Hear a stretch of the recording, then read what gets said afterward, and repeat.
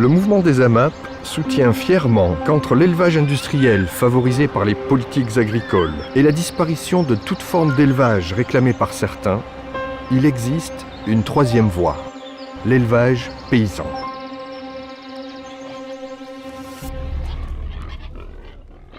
Soutenir l'élevage paysan en achetant des produits à un prix juste et rémunérateur pour les éleveurs est un impératif de santé publique, un engagement éthique et une action concrète de protection de l'environnement. Je travaille avec 70 brebis, des brebis Bizet, et c'est une bête qui est facile à vivre, qui a été créée par les paysans d'ici, spécialement adaptée en fait à notre climat, adaptée à notre relief, adaptée à notre territoire, vraiment sympathique à travailler. Je n'achète rien à l'extérieur. Les céréales que je produis me permettent de nourrir mon troupeau sur toute l'année. Et le fourrage, c'est à peu près identique.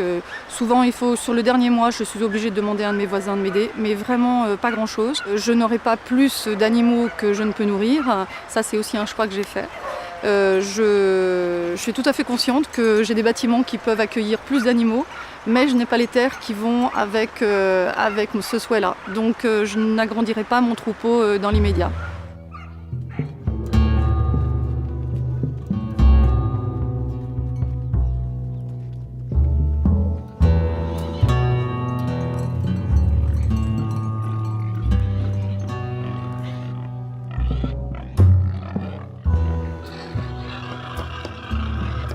Eh ben, ça veut dire que moi je fais beaucoup moins de kilomètres, si on peut dire. Après, les gens ils sont contents, ils mangent pas que du cochon, ils mangent du cochon de Tartaras.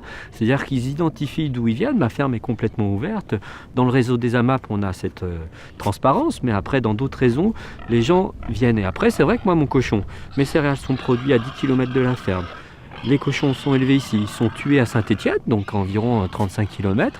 Je les transforme à 20 km de Saint-Étienne à Saint-Christo-en-Jarret et je les vends dans la vallée du Gier, à Saint-Étienne et à Lyon. Les animaux font du fumier que j'utilise pour mes champs.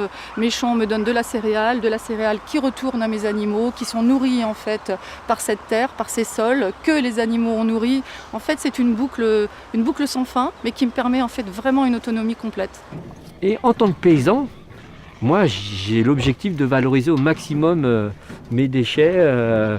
Donc on fait du troc avec de la paille et de l'herbe contre de le fumier, c'est une ressource. Donc j'ai pas matière, comme je suis vraiment lié au sol, j'ai vraiment intérêt à valoriser au maximum tous mes déchets à travers mes céréales.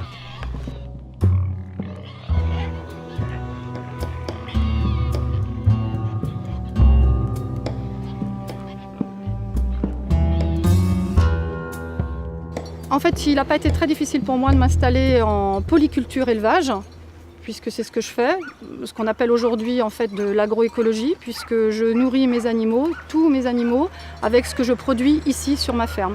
Je n'achète pas, donc tout sort vraiment des sols. Je me suis attachée beaucoup en fait à sauvegarder les sols. Si on n'a pas un bon sol, je ne vois pas comment quelque chose peut pousser dessus. Donc mes animaux trouvent ce qu'il leur faut pour être complètement épanouis sur ces sols. Je me suis attachée à faire de la biodiversité. Donc nous avons avec mes enfants qui m'ont beaucoup aidé. Ça c'était un projet complètement partagé avec ma famille. Nous avons planté 1000 arbres en 2017. Alors 1000 arbres que vous voyez autour, ce sont une centaine d'arbres fruitiers. Que des variétés locales anciennes et on a travaillé en partenariat avec le Conservatoire des espaces naturels. Donc on a établi un partenariat avec eux. Nous avons aussi travaillé avec eux et encore une fois mes enfants qui ont tous œuvré beaucoup sur les haies qu'on a plantées tout le long de la route, puisque nous avons une route là le long de notre ferme. Nous vivons en fait en harmonie avec tout ça. Donc cette haie, elle va permettre en fait un tout petit peu pas de nous isoler, mais de protéger en fait ce que nous construisons ici. Nous construisons en fait nous faisons du long terme. On pérennise en fait les choses et je pérennise, oui c'est sûr, en pensant que mes enfants vont arriver derrière, mon fils arrivera derrière, ma fille aussi. Et je suis très contente d'avoir pu leur transmettre tout ça, leur avoir donné le goût, l'envie en fait de continuer ce beau projet que j'ai un petit peu commencé quand même et j'en suis très fière.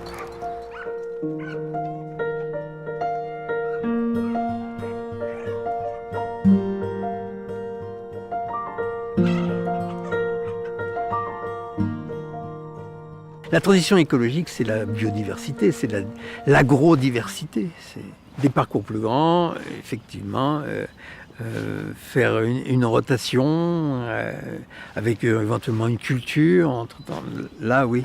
Ouais. Là, on est beaucoup plus proche de la transition écologique. Mais moi, en tant que paysan, il y a le pouvoir du caddie, mais il y a le pouvoir politique. Et en termes agricoles, on a beaucoup d'aides agricoles. Tu vois, donc moi, j'exploite avec mon associé 24 hectares. Et ben, en moyenne, j'ai entre 7 et 9 000 euros d'aide par an. Que je passe un coup de broyeur ou que je fasse du blé, j'ai ce montant-là. C'est un peu un droit de rente. Je dis souvent l'exemple, moi, ma location d'un hectare, 10 000 m², elle me coûte 100 euros à l'année. Et l'État, en moyenne, me donne 300. C'est-à-dire que j'ai déjà un bien mis à disposition gratuitement. Et si vraiment on voulait remettre en cause le système industriel, des fois il faudrait supprimer toutes les aides.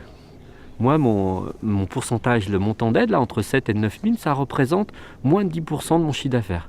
Donc quelque part, demain on arrête les aides, j'augmente de 10% mes prix et c'est passable.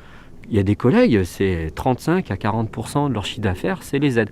Donc il y a un pouvoir du caddie, moi qui m'a complètement accompagné à travers les AMAP, mais si vraiment on voulait une révolution, dire stop, c'est un peu le principe du pollueur-payeur, hein. Le mec qui a 10 000 cochons et qui met du lisier de partout, faisons-lui payer la note de l'ammonitrate, du nitrate dans l'eau. Moi, à côté de chez moi, hop, t'as un puits, il était pollué en nitrate.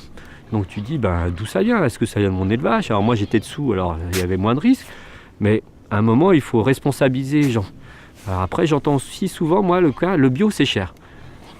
Le bio c'est cher si tu manges des tomates toute l'année, si tu achètes des plats cuisinés, mais si tu achètes tes produits de saison et que tu manges 2 fois par semaine de la viande, c'est pas cher. Moi je trouve qu'on s'en sort aussi bien que l'industriel, mais à toute saison.